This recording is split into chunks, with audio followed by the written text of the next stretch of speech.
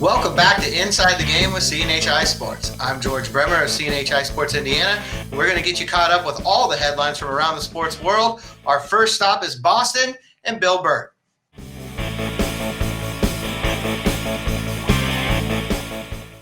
Now it's time for our weekly spot with Bill Burt of CNHI Sports Boston. And Bill, I saw a wild and crazy game, overtime win for the Colts on Sunday at Lucas Oil Stadium.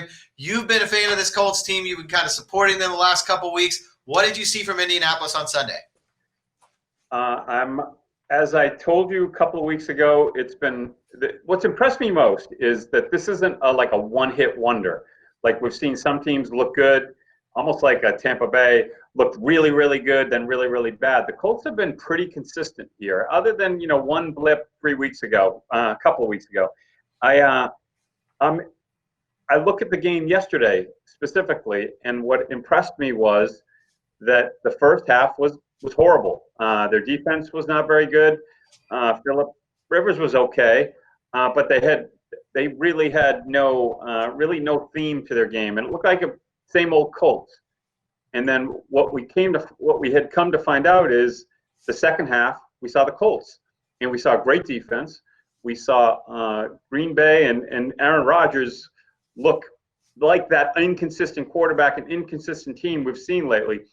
And I was impressed. I was impressed with the Colts fight. I was impressed with the way they ran the ball in key moments. Again, this is a complete team. And I go back to the quarterback. I think, a couple months ago, a lot of people were laughing at Phillip Rivers, over the hill, and, giving all this praise to Tom Brady. But guess who's making fewer mistakes, making a couple, but fewer mistakes. And it's remarkable when your quarterback makes a few plays, what it can do to your team. And we saw that for a lot of years. You saw that in Indianapolis for the first part of the 2000s decade. And I'm impressed with the Colts right now. That being said, we get a big one this week against Tennessee. And because I'm now on the Tennessee bandwagon, I think Tennessee's the one crazy team in COVID, but I think the Colts might be the other that are going to surprise us a little bit. There's no doubt. I've been a big fan of Mike Vrabel. I think he's done a great job there in Tennessee. He coaches outside the box, but he's not reckless with it. They're very aggressive. I think the team really responds to him and that style of coaching. And it just seems like it's been 4 straight weeks now for the Colts where it's the biggest game of the year. It was Baltimore. They had to let down there. They went to Tennessee. They got the win and got back on track. Now they beat Green Bay. And now the rematch with the Titans. Mm-hmm. I think it's going to be a huge game. One thing I would say on the Colts, there's a name that's not getting a lot of national recognition. People need to know the name of Julian Blackman, the rookie safety. He's good. He's the guy who knocked the ball out there at the end. He's been making plays. He's a big part of this defense. I think he's somebody that people are going to get to know more as the year goes on here. Looking at a broader picture, you mentioned Tampa Bay. Big loss for them Monday night. Tom Brady, we rarely see him not be able to come through on those fourth quarter drives. Wasn't able to finish it on Monday. How seriously concerned should the Bucs be right now? Yeah, so what concerns me most is that they're not even attempting to run the football. They have 2 very good backs. I wrote a story about, maybe the Patriots should go after one of them.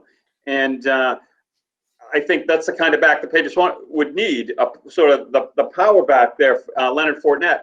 But what's happened was they try to run on first down, stop for 1 yard, and then throw 7 passes in a row, get a first down or 2, punt. Very unimpressed with Tampa Bay's offense. And I will say this, what's striking about Brady is he's not a gunslinger. He's not that guy that likes to throw deep. The core to what Brady's done over the years and what the Patriots have done offensively is they carve you up. And they'll go long, they'll go intermediate, but it's the whole offense. It's a 4-yard pass, it's a 2-yard pass, it's a 7-yard pass, then it's a 17-yard seam pass to the tight end. What they're doing is it's just go back and throw a 22-yard pass, and they get all the wide receivers. It doesn't matter. From experience now, I've seen a lot of Super Bowls. I've seen a lot of Patriots teams. And the best Patriot teams run the football. And Brady is great. And if they're going to pull the shenanigans they pulled last night, they are done. They have a very good defense. I mean, it's a very good defense.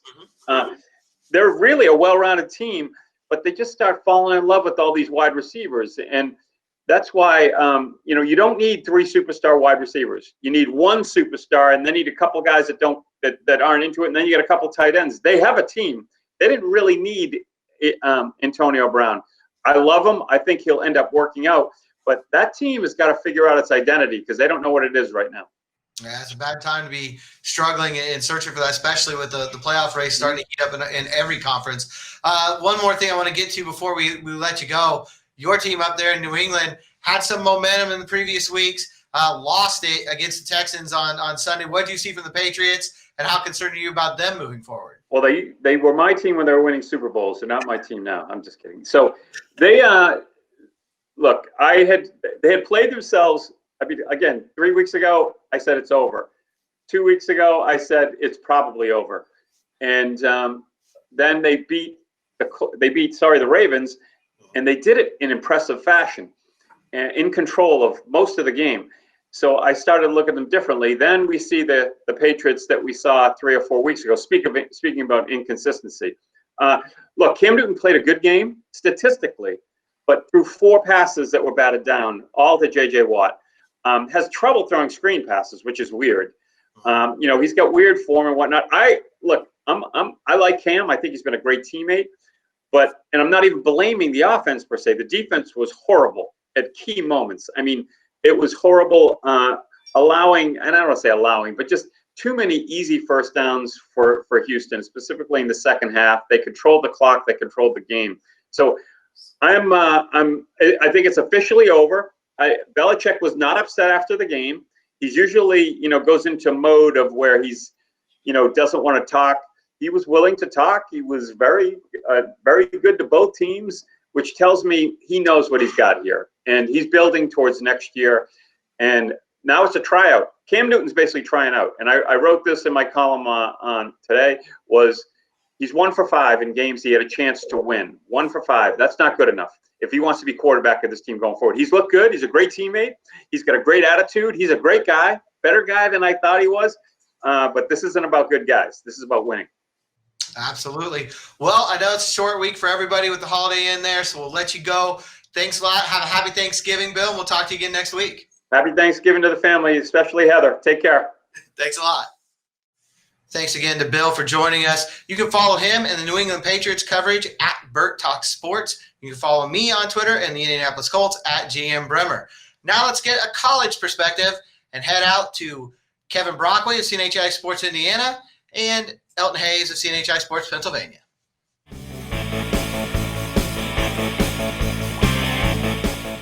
Now we'll welcome in Elton Hayes of CNHI Pennsylvania and Kevin Brockway of CNHI Sports Indiana. And guys, a big week as we expected in the Big Ten. I'm not sure everything went the way we expected.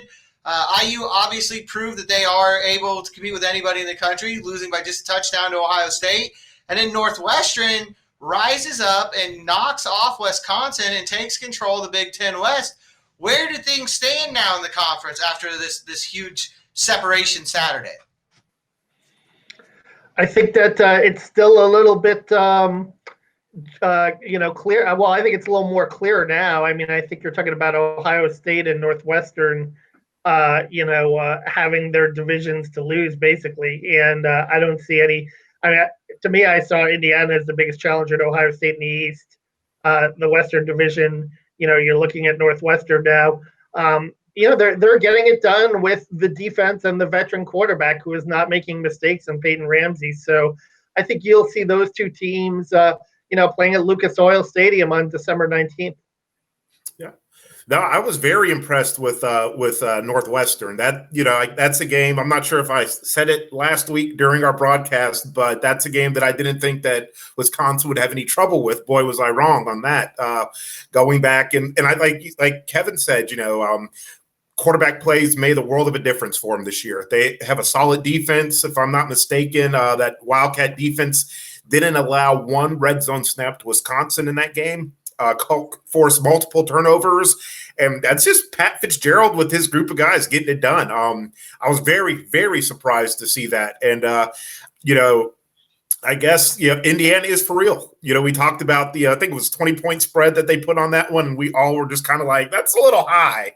And at halftime, just kind of like, oh, well, maybe. And then Indiana just does what it does. And, on the with the hands of Ty Freifogel and Michael Penix Jr., they just, I mean, I forget which coach it was said this, that we didn't lose the game, we just ran out of time.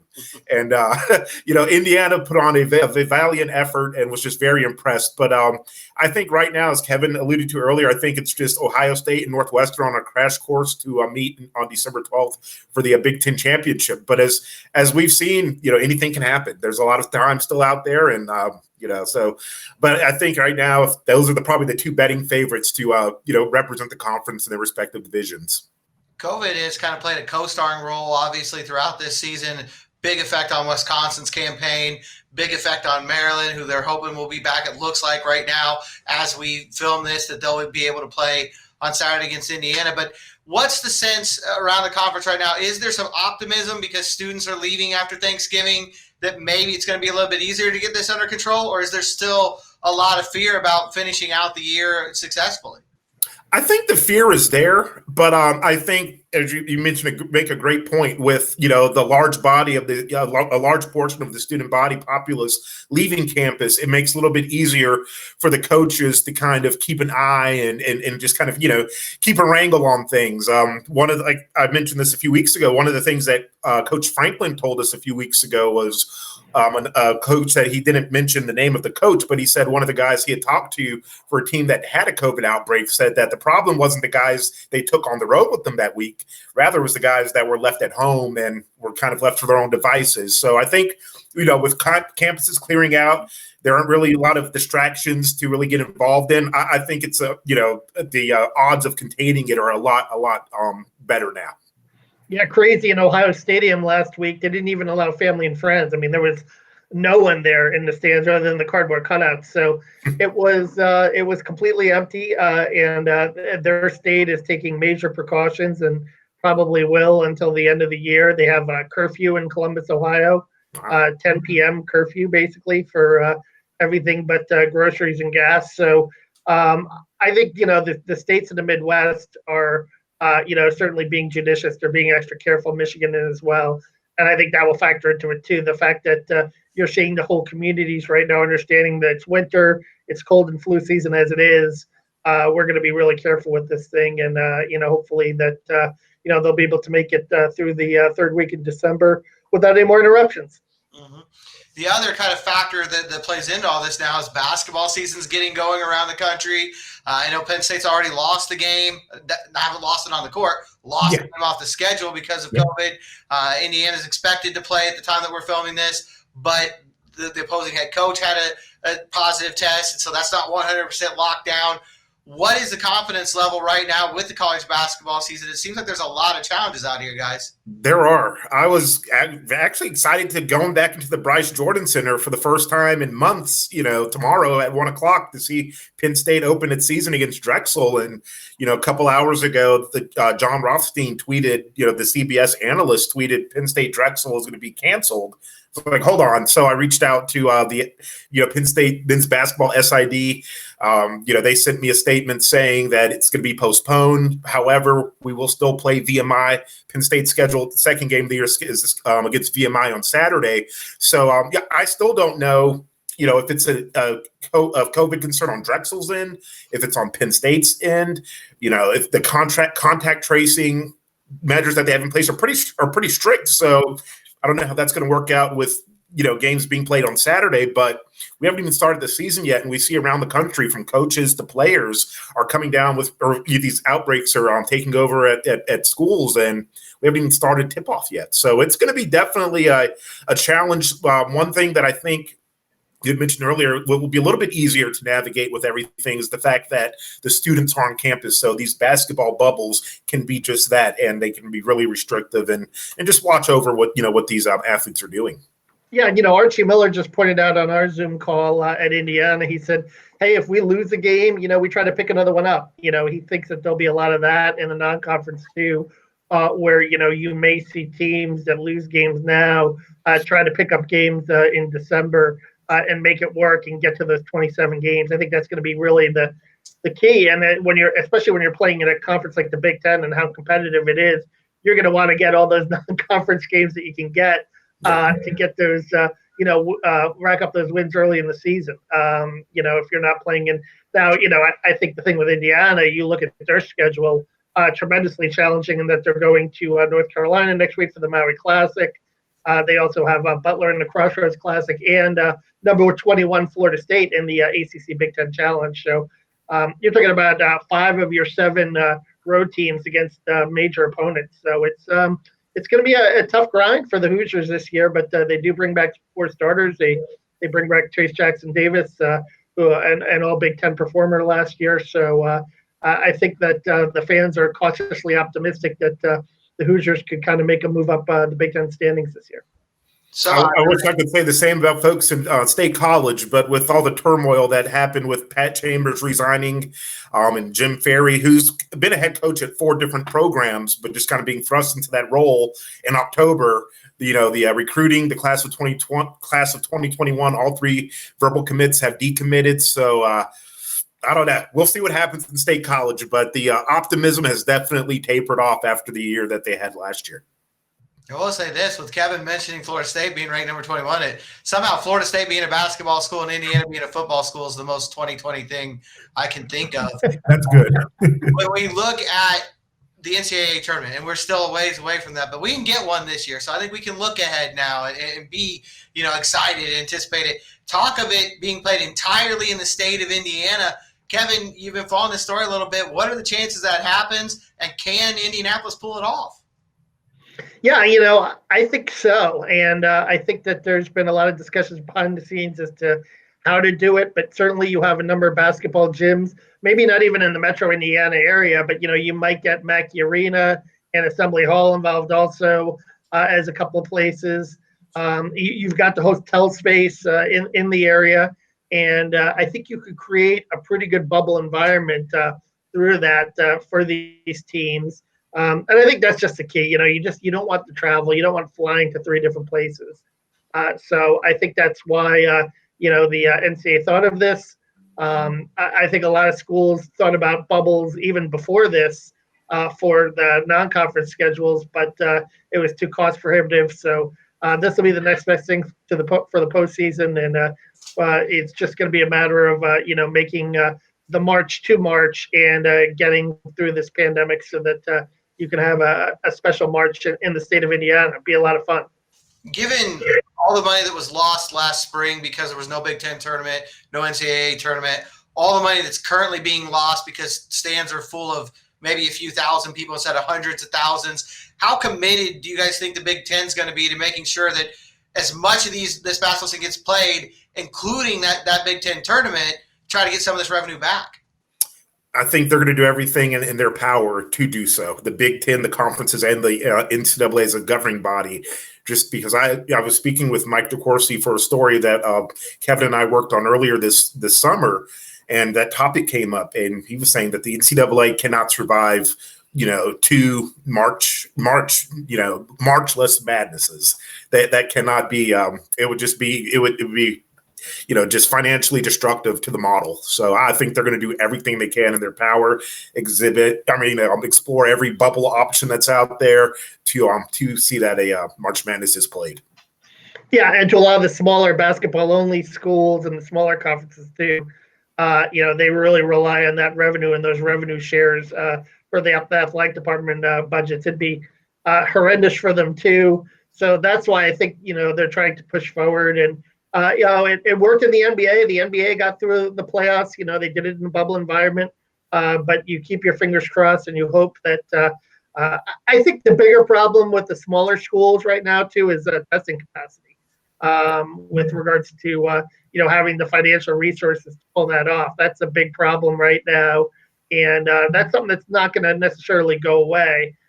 So I think that's something where you're going to have to see schools. Certainly get creative and maybe get a little financial aid, from somewhere to help out with the testing. No doubt. I know we all hope that we have a much more active spring than we've had. I know you guys right now in the busiest part of the year with the football basketball overlap. So we'll let you go. Happy Thanksgiving, guys, and we'll talk to you. Happy Thanksgiving to you all. Thanks as always. You all have a great rest of the week. Thanks again to Elton and Kevin. You can follow Elton's Penn State coverage at EHDC12, and you can follow Kevin and the Indiana Hoosiers at Kevin Brockway G1. Now let's get a national perspective and check in with our national columnist, Clay Hornet.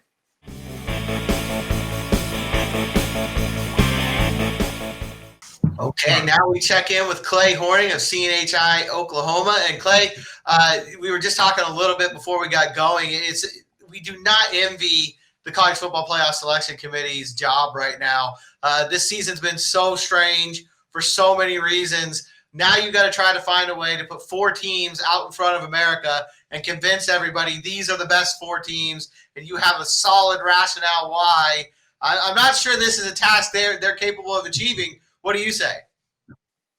No, and that's just it. That as you're right, that I don't know how they explain to the college football public this is how we did it, or unless they're actually willing to say, Mountain West, who cares? Or something like that, or just say it about the Pac-12 because they haven't played enough games.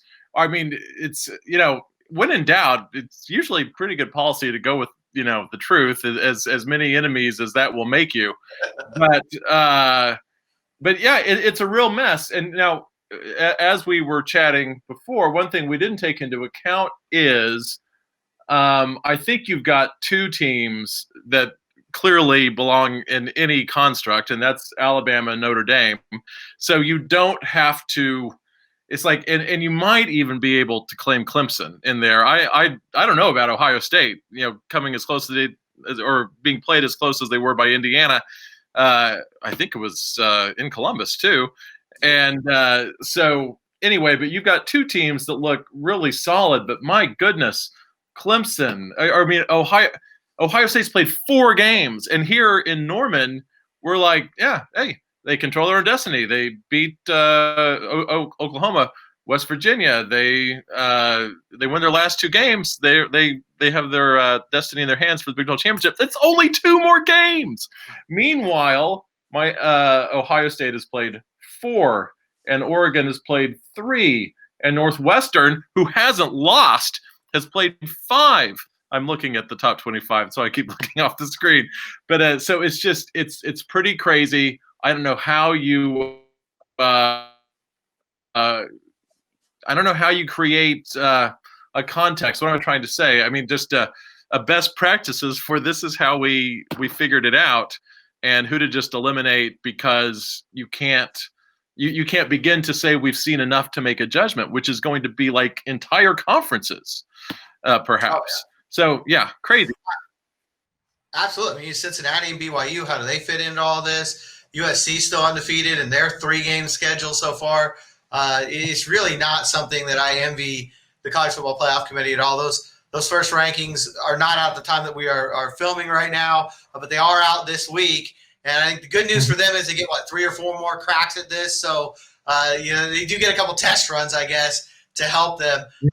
One of the other topics that we were discussing before we came on, my column this week, my NFL column, where, look, when I saw Joe Burrow go down on Sunday, my very first thought was, this is terrible for Bengals fans. It's terrible for the NFL because you're losing a star player who's having a great season, and he's done. He's done for the year. And my next thought was, maybe this whole draft thing needs to go.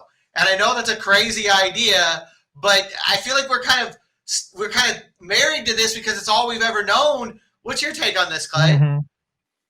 Well, I'd have to give it more thought on the willingness to just destroy the thing by which we've populated teams forever. Mm-hmm. But the idea that it couldn't work, that's wrong. It could work. I mean, what do we have? Are there 10 rounds in the draft? Are we down to 10 or set? What?